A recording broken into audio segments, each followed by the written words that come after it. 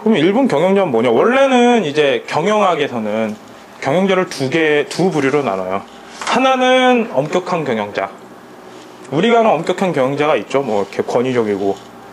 우리가 대부분 이제 뭐 삼성이나 현대나 뭐 이런 옛날 그 제조업에 있는 그런 경영자들. 그 성과 경영이란 말 많이 들어가죠. 사람은 좀 소홀히 한 채 성과만 치중하는 경영자. 뭐 이런 분위기일 거예요. 그 다음에 온화한 경영자. 조직에는 크게 공헌한 바가 없는데도 직원으로부터 신망을 얻는 경영자 있죠. 아무것도 안 하고 그냥 오케이 우린 다 잘 될 거야. 덕이 좀 넘치고. 하지만 뭐 하는 거 보면 없죠. 이거에 대해서 좀 자세하게 보자면 엄격한 경영자는 모든 상황을 장악하는 독재형 경영자예요. 빈틈도 없고 현실적이고 이윤 중심의 경영자죠. 그들은 목소리의 그 결과에 대한 애착이 좀 강해요. 그러니까 여기서 책의 내용은 그래요. 어떤 사람이 훌륭한 경영자가 되고 싶고 경영에 대해서 배우고 싶어서 돌아다녀요. 그래서 제일 처음에는 이제 엄격한 경영자에 대해서 만나게 되죠. 하지만 이 엄격한 경영자를 보고 느낀 게 뭔가 훌륭한 것 같긴 하지만 왠지 내가 본 게 반쪽에만 치우친 것 같다. 이런 생각을 하게 돼요. 그렇죠? 그 다음에는 이제 또 온화한 경영자를 보는데 뭐 민주적이고 참여, 사려 깊고 지원하고 인간적인 경영자죠. 역시 그 사람들의 목소리에는 사람에 대한 애착이 느껴져요. 하지만 결과는 좋지 않은 거죠. 그럼 이제 경쟁에 밀리겠죠. 역시 이것도 반쪽밖에 없는 거예요. 그렇다면은 어떤 게 그러면 훌륭한 경영자인가? 그 경영자는 그 사람들에게 스스로 하는 일에게 만족을 느끼게 해주더라고요. 스스로 만족을 느끼게 해서 좋은 결과가 나오게. 그렇죠? 여기에는 결과라는 단어가 나오고 스스로에게 만족이라는 단어가 나오죠. 자, 그럼 어떻게 하나 그것들을 보시자면 여기에 이제 포인트는 스스로가 자신감을 갖도록 돕는 거예요. 사람에게 뭐 그 일을 처음 접하던 아니면 그 일이 그 사람한테 벅차건 어떤 일을 하던 간에 자신감을 갖도록 돕는 게 그런 경영자죠. 이런 경영자와 같이 일을 하게 되면 뭐냐, 질과 양이 그것들을 동시에 이룰 수가 있다고 하더라고요.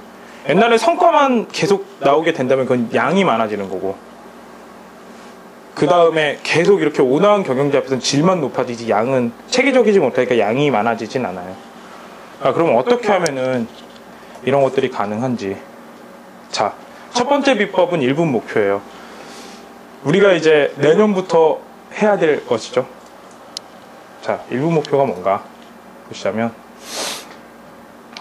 1분 목표는 모든 사람이 처음부터 무엇을 해야 되는지에 대해서 알게 한대요. 참 옛날에 읽었으면 너무나 간단한 문제죠.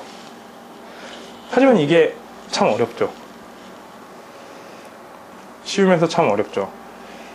우리가 뭐 하기로 했는데 어떤 사람 딴 거 하기도 하고 막 그러잖아요. 정말 제가 만약에 초등학생이었다, 초등학교 4학년이었다, 이거 보면은 너무 쉬워서 줄도 안 치고 넘어갔을 문제인데 지금 같이 일을 하는 입장에선 참 어려운 것 같아요. 어떻게 하는 건가?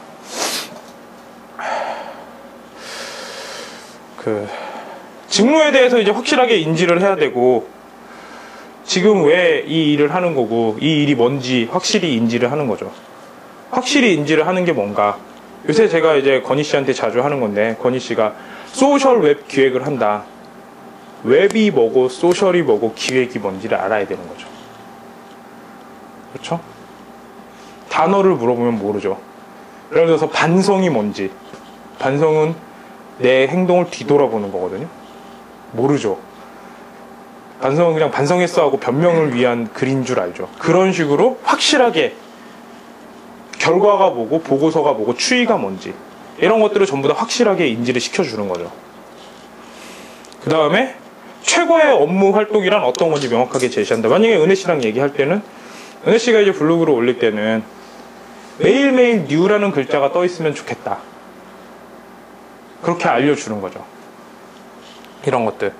그 다음에 그런 것들이 그 경영자가 원하는 게 뭔지 확실하게 알려주는 이런 것들이 필요해요. 그런 것들을 바탕으로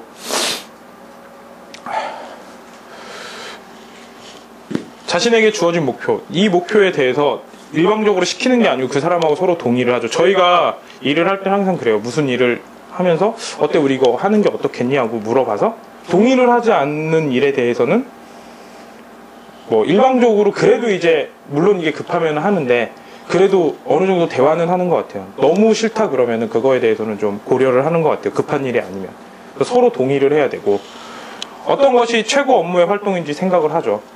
오늘 이제 지훈 씨랑 같이 일을 나누는 거 보면은 좀 느꼈을 거예요. 우리가 이 일을 왜 해야 되는 건지, 지금 우리 상황이 신문사가 이렇게 돼 있고 우리가 지금 모바일 쪽으로 진출을 하면 우리가 지금 이 시간에 빨리 진출을 하게 되면 아주 큰 뭐 5개 안에 드는 뭐 모바일 신문사가 될 것 같지 않냐, 그럼 우리에게 많은 기회가 있을 거다라는 그 목표에 동의를 했죠.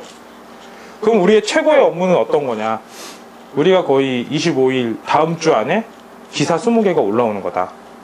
그 20개도 어떤 식으로 올라오냐, 우리만의 틀을 갖춰서 올라오는 거다. 그래서 결국에는 그 기사를 쓰는데 시간이 많이 단축이 돼야 된다. 그렇죠? 그 다음엔 어떻게 하냐, 250자 이내로 정리를 해야 돼요, 그 일을. 그러니까 원래 주간 업무 보고는 길다는 건 그냥 우리가 처음은 연습을 해보는 거고, 250자. 왜 250자 이내로 정리를 해야 되는 줄 아세요? 그거는 우리가 1분 안에 그걸 체크를 할 수 있어야 되기 때문에 그래요.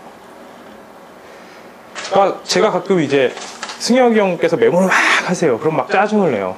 왜 짜증을 내냐, 그건 다시 볼 수 있는 메모가 아니니까. 그걸 잘 정리해서 하루에 내가 할 일을 250자 이내로 메모를 해요. 왜냐, 보통 이제 사람 중요한 일에, 중요한 목표, 우리가 하는 일의 20%가 결국 80% 이상의 결과를 내거든요. 나머지 쓰잘데기가 없는 거예요. 그래서 250자 이내로 요약을 해서 그걸 이제 맨날 수첩처럼 들고 다니는 거죠. 그래서 그걸 그냥 수시로 보는 거예요. 아, 250자. 그렇죠? 왜냐면 내가 목표에 대해서 확실하게 알고 어떤 업무가 최고의 업무인지 알기 때문에 그 250자만 보면 알 수가 있는 거거든요. 그래서 항상 체크를 하는 거예요. 내가 일을 하다가 그 250자를 생각을 하면서 내가 지금 바르게 가고 있는지 바르게 가지 않는지. 이게 바로 1분 목표 설정이에요. 그 다음에 이 목표들을 반복적으로 읽고 숙지해라. 그 다음에 1분 정도 시간을 내서 업무 활동을 점검하고, 그 다음에 자신의 행동이 지금 일치하고 있는지 보는 거죠. 이렇게 하면 우리가 큰 틀에서 벗어나지는 않는 것 같아요. 가끔은 엉뚱한 일을 하고 있는 경우가 있죠. 그리고 우리가 일을 체크할 때도 너무 편할 것 같아요. 250자인데 그거 한눈으로 보면 되잖아요. 우리가 10명이어도 10분이 걸리진 않아요. 그럼 두 번째, 1분 칭찬. 1분 칭찬을 보시자면, 그러니까 제일 처음에는 1분 칭찬의 상황은 어떤 거냐, 일단은 무슨 일이 있을 때마다 명확하게 피드백을 하는 거예요. 뭐가 잘못됐고 뭐가 잘됐다. 감정을 배제하고, 예를 들어서 내가 이런 얘기를 하면 이 사람이 좀 기분 나쁘지 않을까, 뭐 자존심이 상하지 않을까, 아 그래도 얘가 좀 지금 오늘 기분이 나쁜데, 이런 감정을 생각하지 않고 피드백을 하는 거예요. 그러면은 처음엔 막 껄끄러워요. 아 왜 이 사람이 나한테 이렇게 얘기를 하지. 뭐 예를 들어서 여기서는 가장 중요한 게 지금 그 문제가 일어난 상황에 바로 얘기를 하라고 하거든요. 예를 들어서 이 사람이 오늘 막 예를 들어서 감기가 걸리고 피곤해요. 하지만 그래도 그 상황에 얘기를 하는 거예요. 처음에는 껄끄러울 수도 있는데 이게 나중에 적응이 되면 참 편하게 되거든요.